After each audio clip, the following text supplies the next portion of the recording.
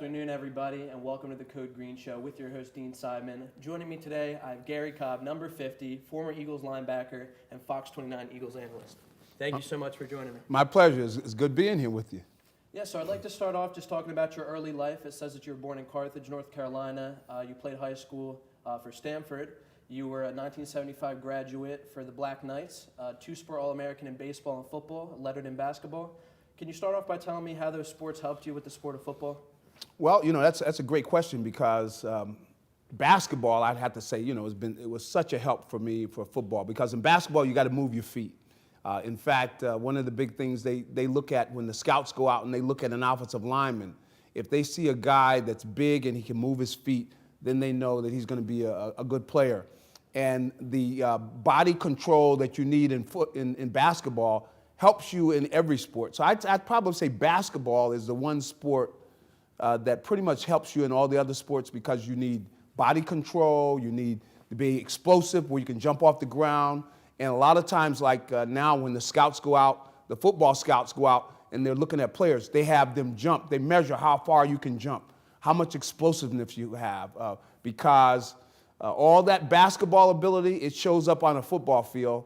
And you look at a lot of great players. One guy that I bring up that's having a great year for the Eagles, Zach Ertz. He has a tremendous background in basketball, and if you watch him play, you can see it because he's very good at screening guys off and protecting the ball, a lot of the way you do when you're rebounding and you're going into the post and you're trying to get the ball. You got this guy on your back, and that's the way you do it. And a lot of that basketball background helps greatly in football. And, I mean, I could talk on and on and on because basketball was good to me. And we played, like in high school, we played a full-court press.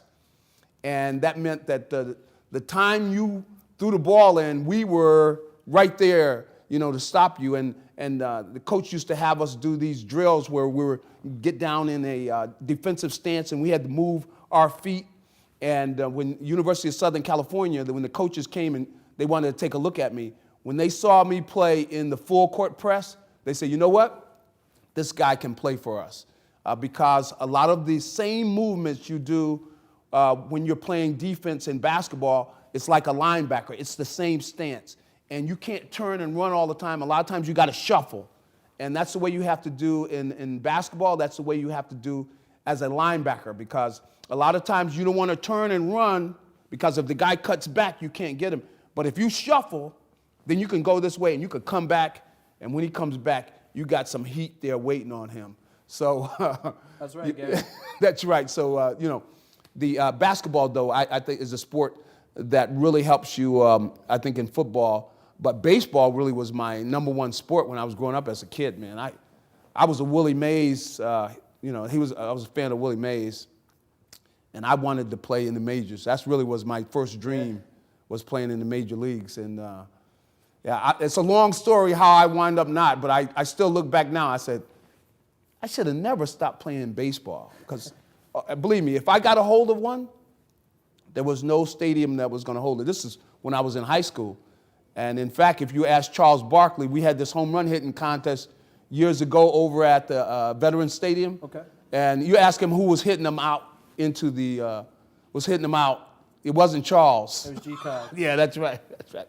So, G. Cobb, it says here that you've got a full scholarship to USC. Did you ever consider playing baseball for them, or was it not an option? I did play baseball for them for like a year and a half. Very cool. But see what happened, and I'll just get into some of the detail of it. See, I was recruited by a guy by the name of John McKay. He was the head coach of USC, and he also was the athletic director.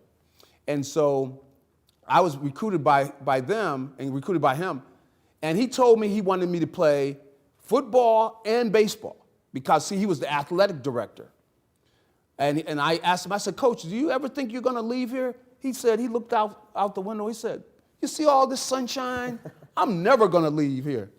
And about a year later, he left and went to Tampa Bay because Tampa Bay offered him a bucket load of money. Okay. He went to Tampa Bay to coach the Buccaneers. And my new coach, who was John Robinson, told me, we don't care anything about any baseball. You're playing football during the spring, and you better be at spring practice. I'm going, but Coach, I was supposed to play baseball. We're not worried about that baseball. So I really didn't battle, to play baseball. And I look back and I wish I had, because I really was, I was a power hitter in baseball. And I look at, what some of these guys are making now. Uh-huh. All I got to do is get a hold of 30 pitches, hit 30 some home runs. You know how much money you'd be making? A lot. And then, Woo! you're talking about your passion for baseball, but Yeah. things at USC, panned out very well. It says right here that you were an honorable mention All Pac-10 in 1978. Can you tell us about that year? Well, my time at USC, I mean, it was a great time because we had some great teams, and we won a national championship that year. But the guys we had on the team were like Anthony Munoz, NFL Hall of Fame, Bengals. Ronnie Lott, another Hall of Famer. Marcus Allen was on our team, another Hall of Famer. Yeah. We had a lot of great players. In fact, Clay Matthews' dad, he was one of the guys I was playing linebacker with. Oh, okay. Yeah. I didn't know that. And I could go on and on with all of the great players we had. We had a great football team. I mean, Bruce Matthews, who's another Hall of Famer, was there at USC. I mean, all of the players we had, a lot of times we would have like maybe 10 to 15 players drafted every year because we had that much talent. And a lot of times the hardest thing to do was to be successful in practice. A lot of times the practices were harder than the games because of the level of talent that we had. And it was fun playing there. But the big thing that I learned at USC was, they really pushed you to a higher level of excellence. And a lot of times when I get a chance to go out and talk to youngsters at schools and different places, I always push them to look, be the best you can be. Don't worry about what everybody else is doing, but be the very best you can be. And that means do you work as hard as you can work? Do you go back and make sure your homework is done when you are coming in and you're going to do some kind of project? Do you spend time in preparation? I talked to some of the Eagles players and talked to guys around the league and said, are you preparing properly? Do you go and do you look at tape of the team you're getting ready to play? Because in the NFL, as a defensive player, you have to have an idea of what play they're getting ready to run. Because if you look at their formation, a lot of times if you do your study, you will be able to anticipate what play they're going to be able to run. And that way you can be in position. Because with the level of talent they have, as fast as some of the guys are and as talented as they are, you can't stay up with them if you're not prepared and you haven't done your homework. Absolutely. So that's something that you do. And in fact, I'm kidding my grandkids now. I said, you know what? Grandpop has homework and you have homework and we're both going to do it. So I kid with them about that because you got to do your homework. You got to put in the work. My dad and my mom, I had great parents. They taught us about the importance of work. They didn't get a chance to do a lot of things we did. But my parents, they sacrificed. Their whole dream was that we were going to get a chance to do things like going to college and to play in the NFL, different things that my brothers and sisters. But all my brothers and sisters went to Ivy League schools. And my dad kind of gave in and let me go to USC. He really wanted me to go to Princeton. But he wanted us to get an education. And he would make us, when we were little kids, expand our vocabulary. And he would bring in books for us to read. And he would make us turn off the TV. And different times we'd be looking at a player come on and talk after a game. And he says, don't ever let me see you on TV talking like this guy. Listen to those double negatives that guy's using, Right. And I look back, I think back and laugh. But my parents, I really was blessed to have tremendous parents. They really cared about us. There were 7 kids, and all my brothers and sisters went to college, and it's because of my parents. And both of them had dropped out of school in the 7th grade because in the South they really didn't have the opportunities that we have now. But my dad went to the Army, and during his time in the Army, he saw the only guys that they promoted were the ones with an education, with a high school diploma. So when he got out of the Army, he went back to school, he drove the kids, he drove the bus, and he would get out of the bus and go into school, and he got his high school diploma. And he always used to tell us, you're getting your education, young man. Right. And so, I'm really thankful because I really had, great parents. Yeah, and it sounds like family values has helped you tremendously in your 11-year NFL career. It makes a difference. See a lot of players in the league, they weren't fortunate enough to, have a dad. In fact, my dad would come to the games and come in the locker room afterwards. The guys would be so enamored that my father was there because so many guys were growing up, they didn't have their dad in their life. And my dad taught me how to catch. He was working with me and my brother and my other brothers, teaching us how to play and everything. And, I had a great dad, and he would do things with working with the other kids and everything. That's why it's something important to me. One of the things I do is work with youngsters that don't have their father in their life because it's something you can take for granted, but it's something very, very valuable. Very nice, very nice. So going on your career real quick, it says you were drafted in the 9th round, picked 247 by the Cowboys, then waived, but then you signed with the Lions and you played with them for 5 years. In '84, you were traded to the Eagles in exchange for Wilbert Montgomery, and you were a really teammate. 85. 85. Mm-hmm. And you were a linebacker from 85 to 87. Can you tell us about the team that you played for and some of the guys you played with on the defensive side of the ball? Okay, you're talking about with the Eagles or Yes. with the Lions? With the Eagles? Well, I tell you, the guys I played with the Eagles played with some great players. Of course, Reggie White was one guy I have to mention. He was my roommate as well. And Reggie and I were very close. Great player, greater man, though. Really good people. And think about him and, Jerome Brown and, of course, Seth Joyner. I kid Seth and tell him that he took my job because in a way he really did. But, Seth was like a little brother to me. He came into the league, and he really hadn't played a lot of linebackers. So I spent a lot of time working with him and learning the game, and he's really, I think he should be a Hall of Fame player because Seth was that good, and he was an all-round linebacker. And I tell him now is that he was the best all-round linebacker I saw, meaning that his ability to cover the pass, to rush the quarterback. He's the only linebacker, only player, I think, who has, I think he might have 50 sacks. I'm not sure of the stats, but it might be 50 and 20 or something. But he's got, I think, maybe 50 sacks and 20 interceptions. I think he might be the only player in the history of the game. So, I think he's a Hall of Fame player. That's incredible. But anyway, playing with Seth, Reggie White was a beast. And I remember when he first came to the Eagles, and I really didn't know him that well, and we didn't know what we were getting. He came, and everybody was making a big deal about this guy, Reggie White, is coming in. He had been playing in the USFL. After about 10 plays, the Giants' offensive linemen had their eyes like this. They were going like, who is this guy? The minister of the defense. He was just throwing these guys around like they weighed about 120 pounds. They had never been thrown around like that. But yeah. He was a combination of speed and size and strength that was very rarely seen in the NFL. And he's a rare player because of the combination of size, strength, and speed. And the thing was, he was just a great guy, always joking.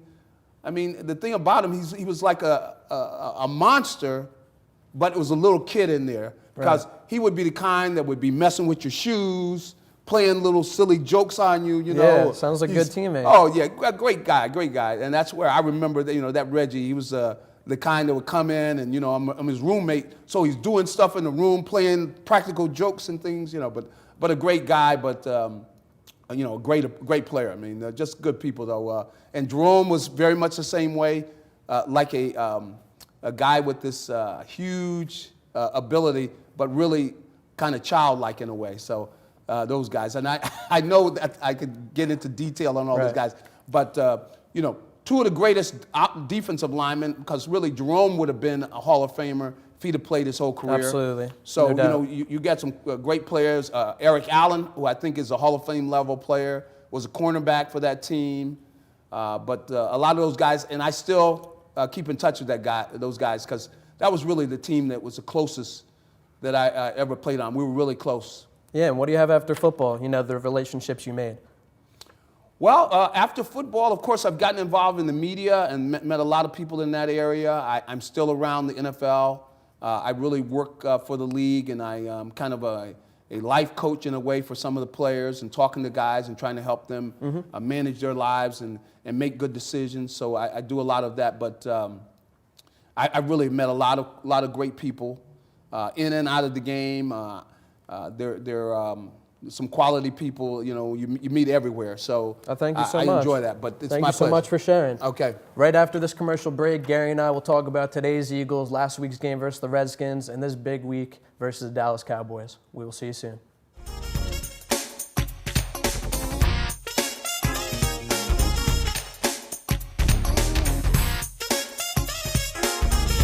Shelter dogs aren't broken.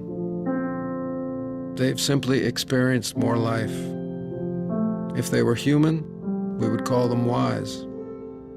They would be the ones with tales to tell and stories to write. The ones dealt a bad hand who responded with courage. Do not pity a shelter dog. Adopt one.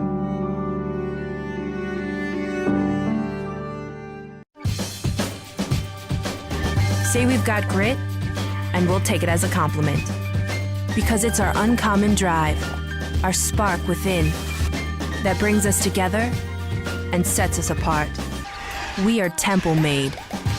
And when others take shortcuts, when others take breaks, when others take the easy way, we take charge.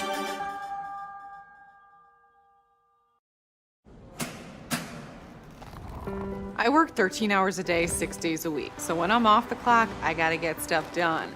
So when I need a snack, I need something healthy, tasty, and easy to eat. Like wonderful pistachios without the shells. They're protein-powered, delicious, and great on the go. And that's perfect for me. Thanks, Liz. A woman without a lot of time. Whether you're a gourmet cook or just want to eat like one, visit Rostelli Market Fresh, your home for the freshest, locally sourced ingredients to please everyone who loves great food. Our organic meats, quality seafood, and free-range poultry are cut fresh to order. Chefs create culinary-inspired prep foods made fresh every day, which pair nicely with our vast selection of fine wines and spirits. Choose from handmade pastas, artisan cheeses, organic produce, and grocery items, all from the finest purveyors. Rostelli Market Fresh, from our family to yours. RVN TV is a platform for people of any industry to share their story. Over 285,000 viewers are tuning in to RVN TV shows monthly. We guarantee a great experience that you'll be sharing with everyone you know while increasing your personal and company's brand awareness. But what is your brand? According to Forbes, it's a combination of your logo, your product, your design and feel, and your personality. Did you know that aside from being a guest, we offer even more opportunity to boost your brand? Adding your company logo and website on screen during your interview will allow viewers to recognize your brand instantly. Incorporating images and video clips is another great way to showcase your product during your live segment. Let viewers see how good you really are. And most importantly, there's you and your interview. For less than the cost of a newspaper, direct mail, or a magazine ad, you can leave our studio and within 48 hours have a permanent digital copy of your live segment to link to your social media, embed into your company website, or use in email marketing.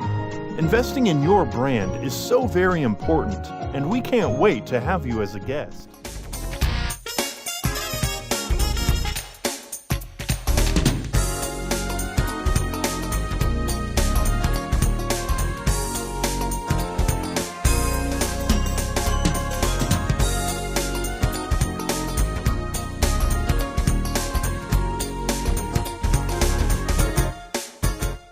Welcome back to the Code Green Show with your host, Dean Seidman. Joining me today, Gary Cobb. And to start off this segment, we're going to talk about this past week's game versus the Washington Redskins. Gary, I'd like to know your thoughts on this game and what do you think were the reasons why the Eagles came out on top and prevailed? Well, I thought the big thing they did was they really got into getting everybody involved in the offense. They were able to do what they did last year, which is, you saw so many guys. Of course, Josh Adams running the football, Corey Clement running the ball, catching the ball out of the backfield. Then you had Golden Tate He caught a number of passes. The guy that's been catching passes all year, Zach Ertz, caught a number of passes. And see all the different weapons, Alshon Jeffrey.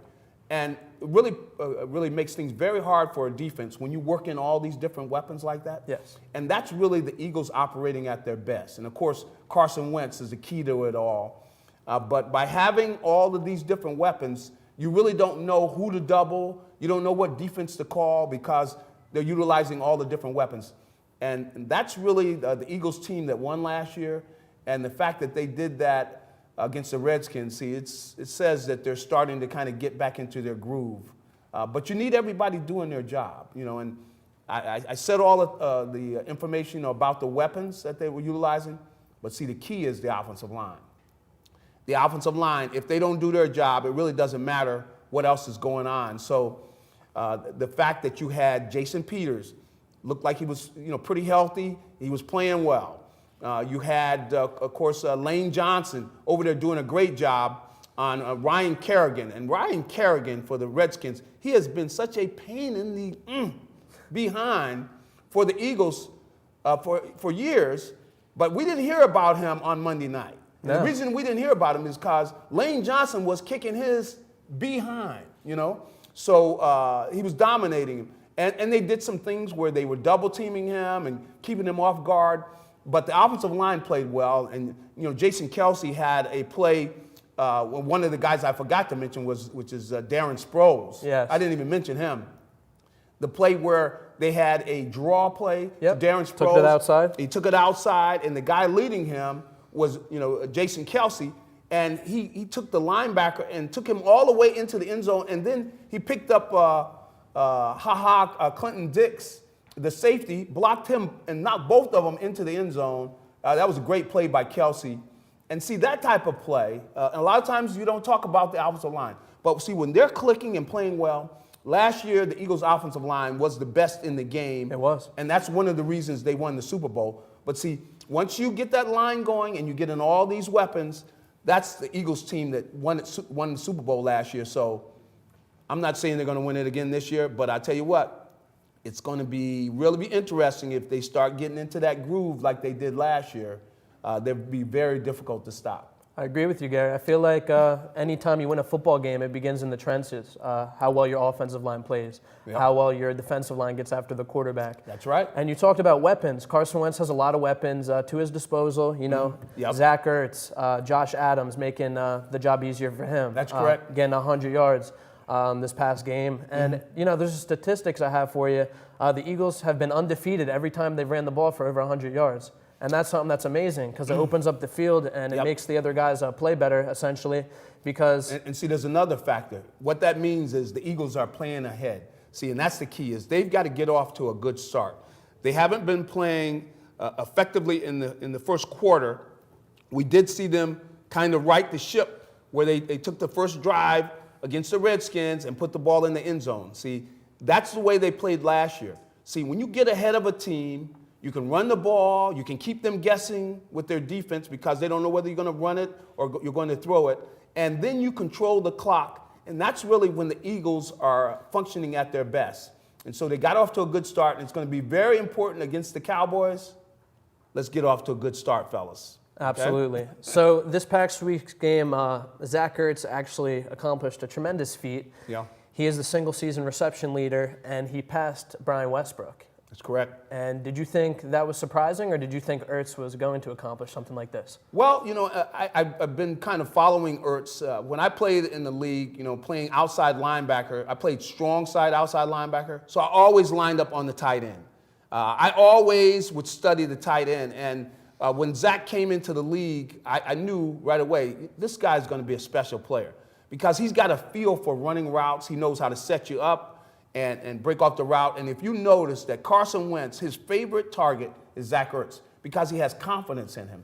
And Zach Ertz thinks like a quarterback. He understands the coverages and he knows where the weakness is in the coverage. And so Carson has confidence in him. And so Carson is 1, 2, 3, and boom, that ball is out when he's throwing it to Zach Ertz. He's got so much confidence in him.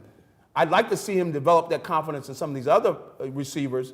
But Zach has built that in him because he is so precise with the way he runs his routes. and he's so sure-handed that if the ball hits his hands, he's going to catch the football.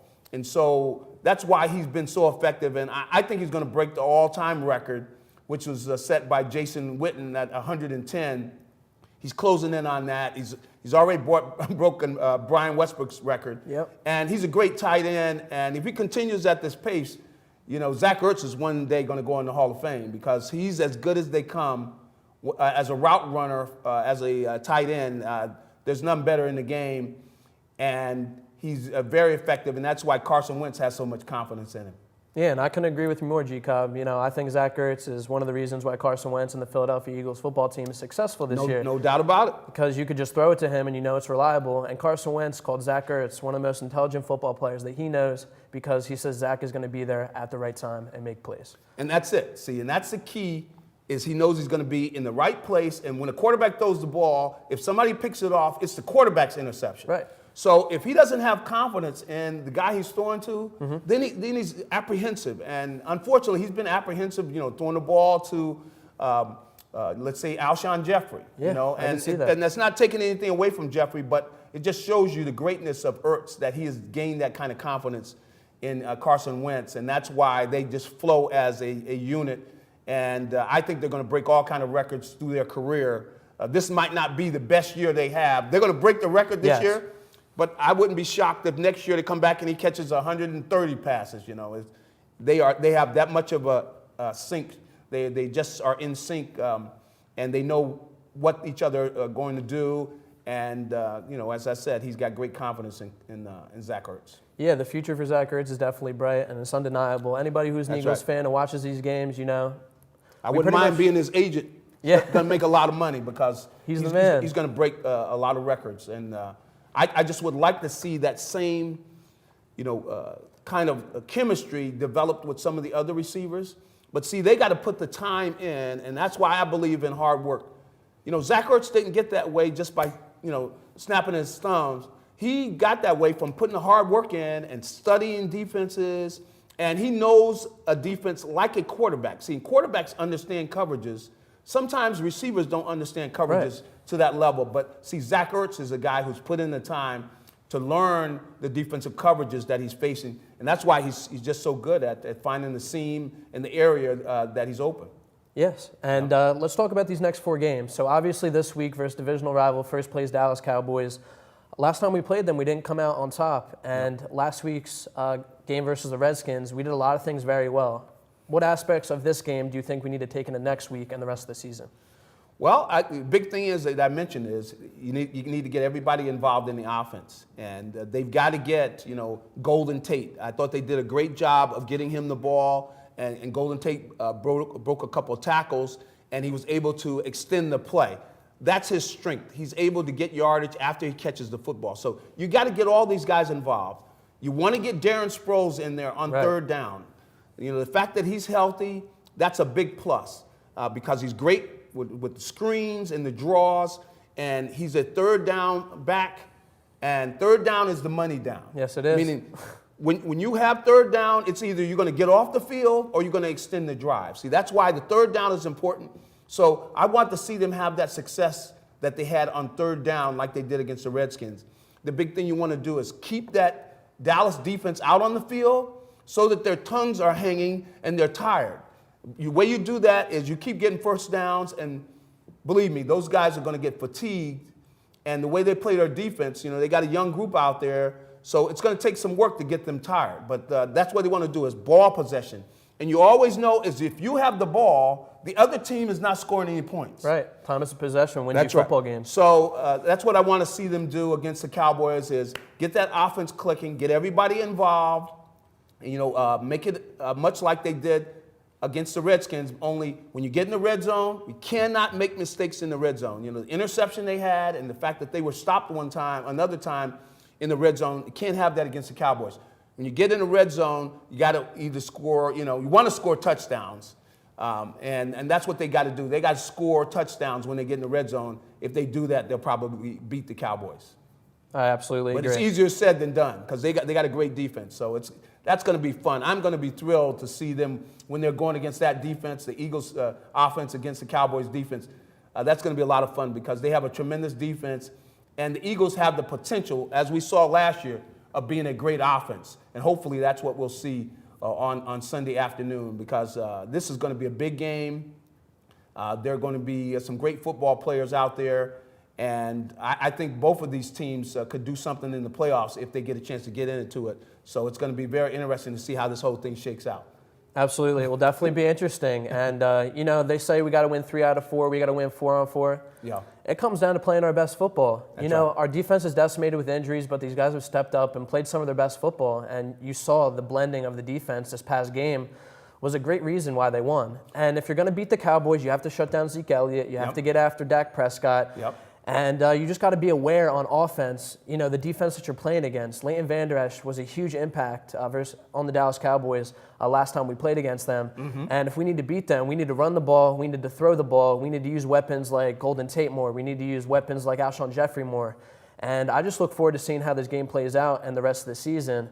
And if we could play our football that we know the Eagles could play, I could see a playoff run. I tell you what, it's going to be fun. That's a big thing because we don't know really how it's going to play out. You got 2 good football teams, both of them playing well, and that's where the fun. You know, that's what I used to love. You know, walking down that, coming down that tunnel, and you know what the best feeling is when you're walking down that tunnel and you know you're ready. You know, you've put in the time. You know, you've prepared. You've done the study. You know, you're in great shape. You know, you're walking down there. You just give that wink. You go like, you know what, fellas? Let's bring it because we're going to go after it, and we're going to win. And I like this Eagles team because they have guys like that are hard workers. See, Carson is the big leader on the team. Carson is over there first thing in the morning. You know, it's 5:30. He's putting in the time. And see, when you're a player that in the future, he's probably going to be making more money than anybody else. Yeah, oh yeah. When the leader of your team is over there at 5:30, guess what? You got to be over there too. See, that makes everybody take their game to the next level. And that's what Carson does because he's such a worker. And, you know, and guys like Zach Ertz who are going after excellence, that's really contagious. And that's what they've had. And that's why they won last year.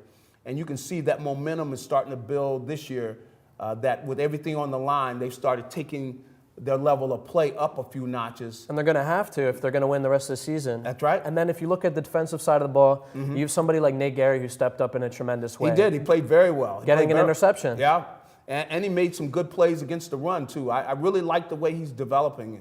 I saw him make some plays. I was just, you know, taking a look at the game against the Redskins. And, you know, I'm looking in there saying, well, who made that play? And I look in there, it's 47. So that kid has got a bright future. And he's really developing into a outstanding young linebacker. And that interception, that was a great play.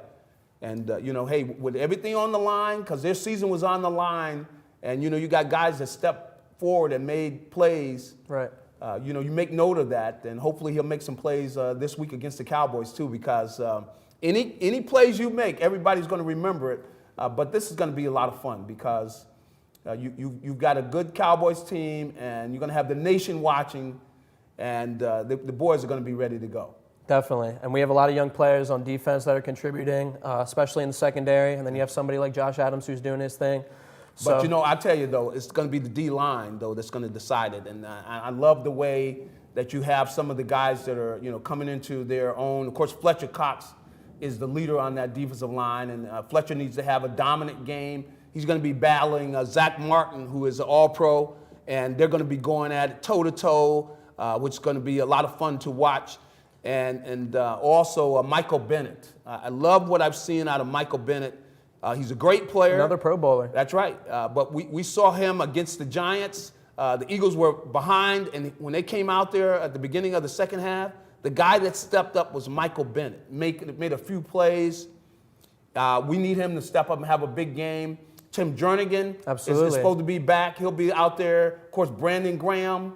The D-line, they got to step up and they got to play the way they're capable and put that heat on Dak Prescott because he's vulnerable to turning the ball over. And it's going to be a turnover here or there that can make the difference in this game. And that's going to be fun. I think we're going to be smiling when it's all over. Yeah, I think we're going to be smiling too, G. Cobb. Yeah. You have it here first, Dean Seidman, Gary Cobb. We had a lot of fun today diagnosing this Birds team And for the rest of the season, the best football needs to be played in order for us to come out on top. But I can't leave without, I got to give you one of these. E-A-G-L-E-S, Eagles. We got to do that. We will see you next time.